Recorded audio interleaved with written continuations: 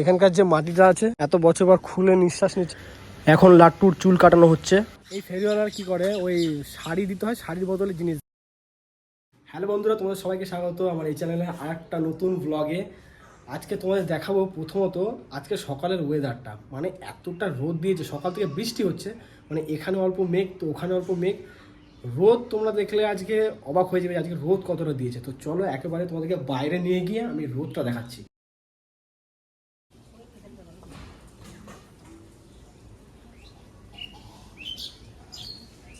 তো এই হলো আজকের ওয়েদার।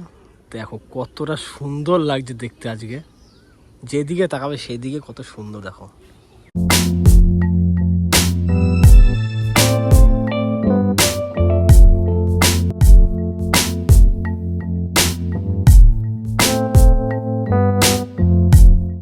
আরেকটা জিনিস দেখাচ্ছি, আমাদের বাড়িতে একজন ফেরিওয়ালা এসছে, তো ওনারা কিভাবে মানে জিনিসপত্র বিক্রি করে ওই প্রসেসটা তোমাদেরকে দেখাবো।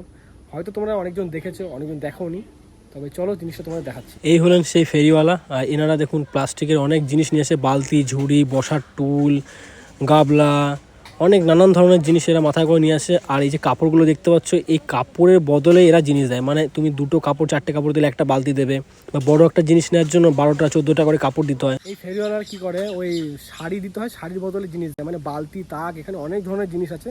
তো তুমি ধরো 5খানা কাপড় বা 6খানা কাপড়, এরকম এই যতগুলো কাপড় দেবে তার বদলে সেরকম টাইপের কোনো একটা তোমাকে জিনিস দেবে। তো পয়সা দিয়ে বিক্রি অত একটা করে না, তবে শাড়ির বদলে জিনিসেরা দেয়। তবে যাই হোক, নিয়মটা কিন্তু খুবই ভালো লাগলো। আর আজকে কাকিদের এখানে গাছ কাটা হয়েছে। ওরে বাপরে, আমি এখনই পড়ে যাচ্ছিলাম এখান থেকে। তো দেখো এখানে আজকে বাগানটা কেটেছে, বাগান বলতে বাগানই বলতে পারো, বাগানই ছিল এখানে। দেখো আজকে এই গাছটা কেটে ফেলেছে। এই যে এটা ছিল একটা কড়াই গাছ, আর এদিকে একটা গাছ ছিল, জগডুমুর যেটাকে বলে, সেই জগডুমুর গাছ ছিল। দেখতে পাচ্ছ গোড়াটা কত বড়। এই যে জগডুমুর গাছ, এই জগডুমুর গাছ কেটেছে আজকে। এখানকার যে মাটিটা আছে এত বছর পর খুলে নিঃশ্বাস নিচ্ছে, কারণ এখানে জীবনে কোনোদিনও রোদ পড়েনি, কারণ এখানে এতটা গাছ ছিল, ঠিক আছে, যে কারণে এখানে কোনোদিন রোদই পড়তো না। এত রোদ উঠতো, কোনোদিন রোদ পড়তো না। দেখতে পাচ্ছ মাটিটা কতটা ভেজা ভেজা। তো যাই হোক, এখানে কাকিরা বাথরুম বানাবে, ওই জন্যই গাছপালাগুলো এখানে কাটা হচ্ছে। তো আরও কটা গাছ আছে মনে হয়, ওগুলো মনে হয় কাটাকাটি হবে। গাছ কেটে ওরা গেছে তো অনেকক্ষণ আগে। বাইরে যেহেতু বহুত বৃষ্টি হচ্ছে, ওয়েদারটা খুব খারাপ, তো ওই জন্য মা এখন পেছনে তো শার্টটাকে এখানে মেলে দিয়ে গেছে, যেহেতু ফ্যান চলছে ঘরে, তো ফ্যানে হাওয়া শুকিয়ে যাবে।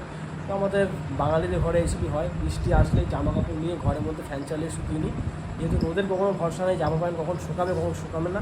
তো এখনও আমার রান্না বান্না করছে, আশা করি রান্না এখন হয়ে গেছে। তো চলো এখন যাই, গিয়ে খাওয়া দাওয়াটা করে নিই। গুড মর্নিং সবাইকে। কালকে রাত্রিবেলাতে খাওয়া দাওয়ার পর এত শরীরটা টায়ার্ড লাগছিলো, দিয়ে ঘুমিয়ে পড়েছিলাম।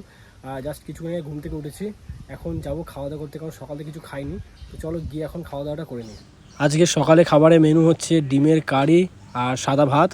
তো চলো এখন তাড়াতাড়ি খেয়ে নিই, আর এই খাবারটা খেতে কিন্তু সত্যি খুবই ভালো লাগে। খাওয়া দাওয়া হয়ে গেছে, তো এখন যাচ্ছি পঞ্চায়েত অফিস। তো চলো এখন যাওয়া যাক।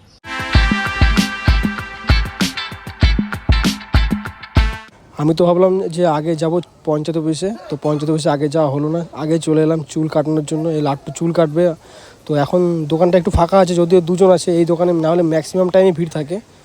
এই যে ওকে এখন বসিয়ে দিয়েছে, তো এর হতে হতে এখনও আধ ঘন্টা 1.5 ঘন্টা তো লাগবেই, কারণ এখানে খুব ভালো চুল কাটে, আর একটু ভালো করে কাটে বলে একটু সময় নেয়। আর আমরা সবসময় এই চুল কাটার দোকানে চুল কাটতে আসি, খুবই ভালো কাটে। আর ওর সাথে আমি এই যে এখন বসে আছি চশমা পরে, জানি সব থেকে বেকার লাগছে, কারণ আমি চশমা কখনো ইউজ করি না, চশমা তো একদমই ভালো লাগে না আমাকে দেখতে। চলে এলাম আমাদের পানাগড় বাজার, আর এসে একটু দোকানে যাচ্ছি, একটু দরকার আছে। তো এই কাজটা করে নিয়ে সোজা ঢুকবো পঞ্চায়েত অফিসে, দেখি লাট্টুর কতক্ষণে হয়।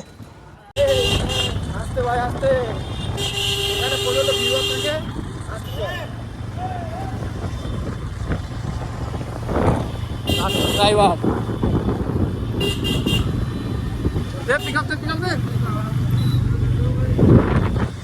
প্রচন্ড ভিড় আমাদের এই রাস্তাতে, কাঁচা রাস্তাতে।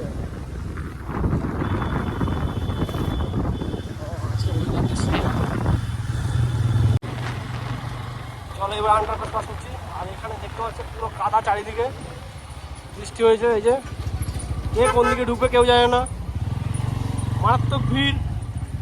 আর এদিকে অলরেডি পুকুর হয়ে আছে। মোটো ব্লগ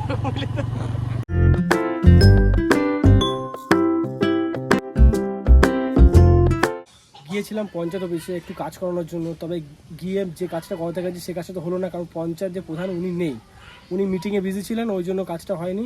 তবে ওখানকার স্টাফদের কাছ থেকে ওনাদের ফোন নাম্বার নিয়ে এসেছি, ফোন করে জেনে নেবো যে উনি কখন আসেন। বলেছে তো ওই 5টা 4:30টার মধ্যে উনি ফ্রি হয়ে যাবেন, তো ওই টাইম করে যাব।